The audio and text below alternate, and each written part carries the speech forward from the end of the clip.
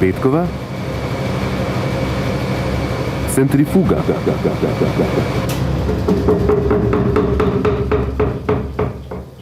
Lepo pozdravljeni ob koncu tedna, ki je bil nekako gost.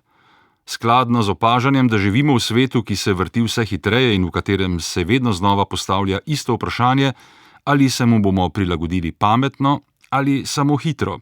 Centrifuga je sicer orodje, ki ločuje snovi po gostoti.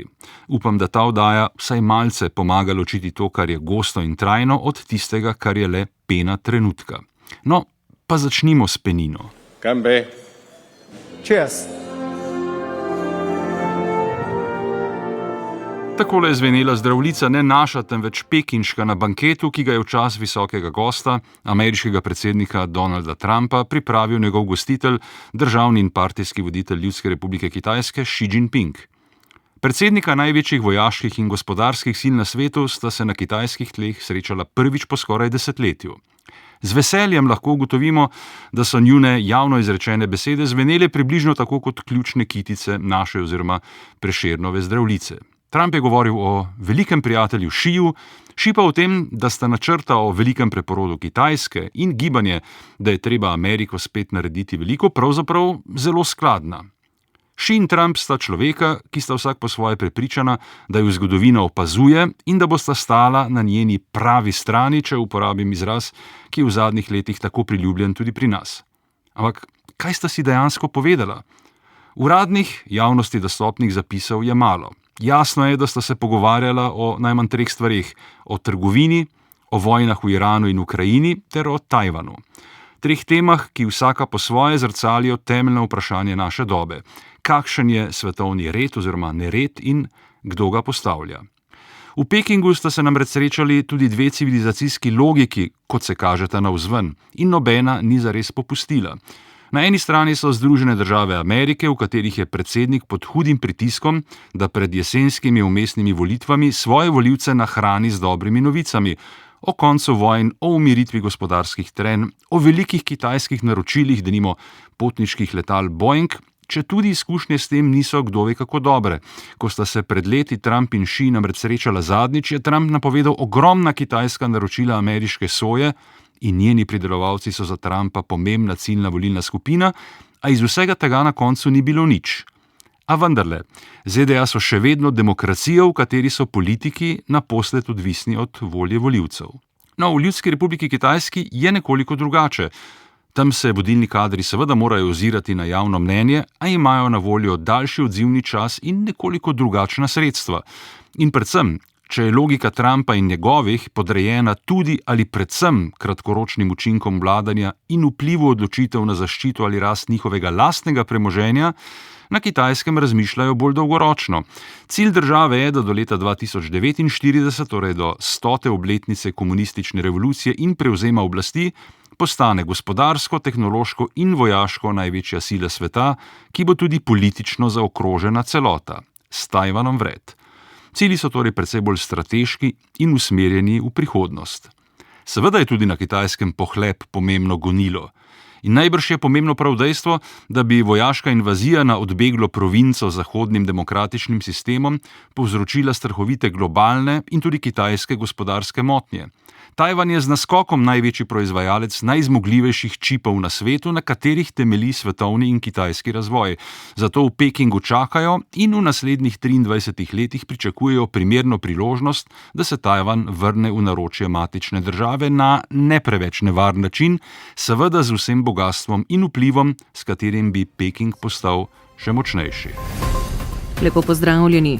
Delodajalci pozdravljajo sprejetje interventnega zakona za razvoj Slovenije, saj da uvaja ključne ukrepe za izboljšanje slovenskega poslovnega okolja.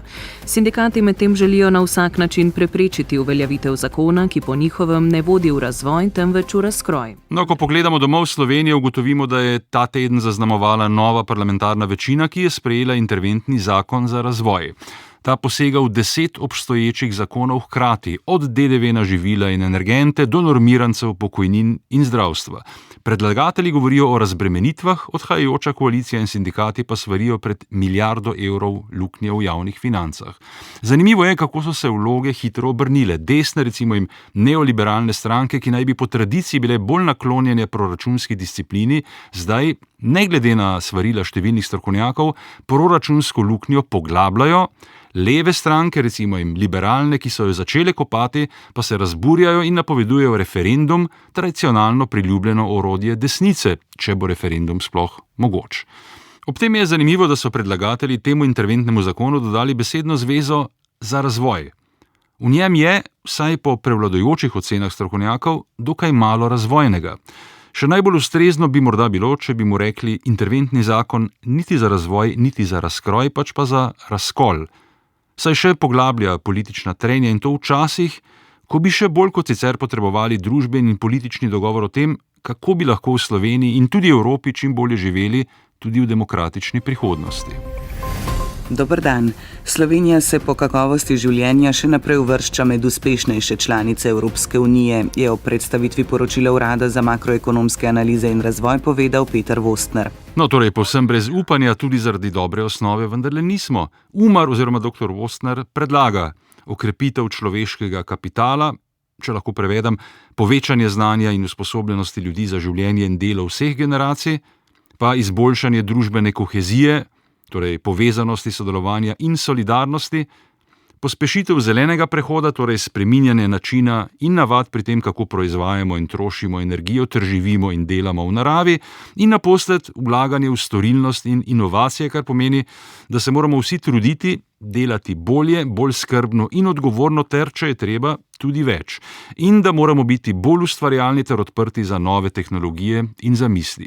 Mimogrede, nič od tega ni v omenjenem interventnem zakonu za razvoj. Ta razkorak med tem, kar sodobna, na dejanskem znanju temelječa stroka in analitika predlaga kot nosilce prihodne blaginje, in tem, kar politika dejansko počne, je morda najpomembnejša domača ugotovitev tega tedna. Ko se vodje strank prerekajo, kdo je bolj razvojen in kdo bolj razbremenjen, nekdo pozablja, v šole je treba vlagati danes, da bomo imeli jutri izobražene ljudi. Za vse dostopen zdravstveni sistem je treba graditi danes, ko ljudje še živijo. Enako velja za dolgotrajno oskrbo in podnebje ne bo potrpežljivo čakalo na naslednje volitve, kar recimo vedo tudi na Kitajskem. In prav zato tudi pri nas lahko slišimo zamisli, da je demokracija v bistvu cokla razvoja, da trša roka vodi bolje. Kar je tudi svojevrstno zavajanje, če pogledate denimo na Madžarsko. Mar nismo prav v Sloveniji v zadnjih desetletjih, ne glede na vse, tipičen primer uspešnosti? Kje bi šele bili, če bi bili pametnejši, če bi bolj kot prazne, neotesane in žaljive besede cenili znanje, če bi se znali bolje pogovarjati in dogovarjati ter imeli malo več samospoštovanja in manj skušnjav. Tudi na Kitajskem se zgodovina še ni končala.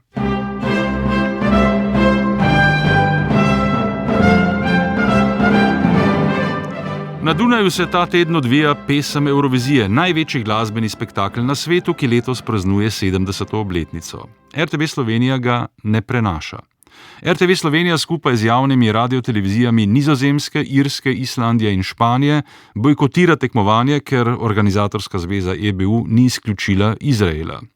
Ta odločitev ima doma in v tujini številne zagovornike in nasprotnike.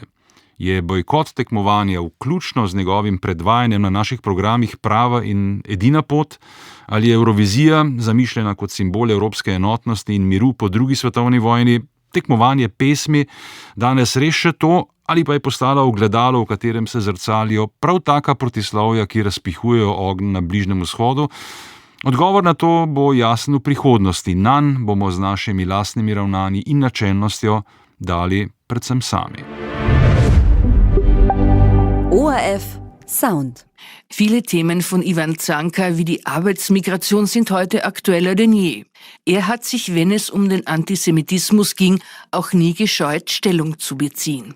1899 wurde der jüdische Schuster Leopold Hilsner wegen eines Ritualmords an einer jungen Frau belangt. Erwin Köstler. Die Presse hat aber gehetzt gegen ihn und Cankar hat das irgendwie schon auch gesehen, ja, und hat auch gesagt, also die Presse will auch keine Fakten, die interessieren sie nicht, sie wollen Blut sehen. Je pa na Dunaju te dni vendarle odmeval in ponovno zaživel vsaj en plemeniti slovenski umetnik, Ivan Cankar. Ali bolje, Dunaj je Cankarja znova odkril. Tudi v nekdanji prestolnici so obeležili 150-letnico rojstva največjega slovenskega pisatelja, ki je med letoma 1896 in 1909 živel prav na Dunaju in tam napisal velik del, s katerim je zaznamoval slovensko duhovnost, literaturo in politično misel. Javna agencija za knjigo je prejšnji teden na Dunaju pripravila Cankarjeve dneve z literarnimi sprehodi, mednarodnim simpozijem in projekcijo filma. Na Dunajski univerzi so razpravljali o Cankarjevi kritiki življenja kot vsebini in namenu umetnosti. Izšli so novi nemški prevodi njegovih del, malo prej ste slišali najbolj cenjenega Cankarjevega prevajalca iz slovenščine v nemščino, Ervina Köstlerja, ki je postal tudi eden izmed novih dopisnih članov Slovenske akademije znanosti in umetnosti. Köstler med drugim opozarja na Cankarjevo vpetost v družbeno dogajanje na Dunaju in, kot smo slišali, odkrito kritiko tedaj razširjenega protisemitizma tudi na primeru judovskega čevljarja Leopolda Hilsnerja, ki mu je dunajski tisk očital ritualni umor mladega dekleta. Cankar je tedaj, in tudi to smo slišali, zapisal, da dunajskega tiska ne zanimajo dejstva, pač pa želijo samo kri. In ni brez ironije, da Dunaj, ki mu je Cankar nekoč pisal v nemščini, da ga ne razume, in mu hkrati v slovenščini posvečal svoje najboljša dela, danes Cankarja znova odkriva in še vedno aktualne teme, o katerih je pisal. To Cankarju in malo tudi nam daje dodatno moč. Cankar je pisal o razpadu iluzij, o privilegijih in sramoti, o tistih, ki so blizu oblasti, in o tistih, ki so ji podvrženi. Malo se je spremenilo. Za začetek boljše skupne prihodnosti bi lahko še več brali Cankarja in nasploh več brali, po možnosti knjige. S centrifugo sem v iztekajočem se tednu gosto od manj gostega ločeval avtor Igor Eugen Bergant, ki se tonskemu tehniku Maxu Pustu zahvaljujem za sodelovanje, poslušalkam in poslušalcem pa za očitno prožno potrpljenje do konca. Lepo se imejte in srečno.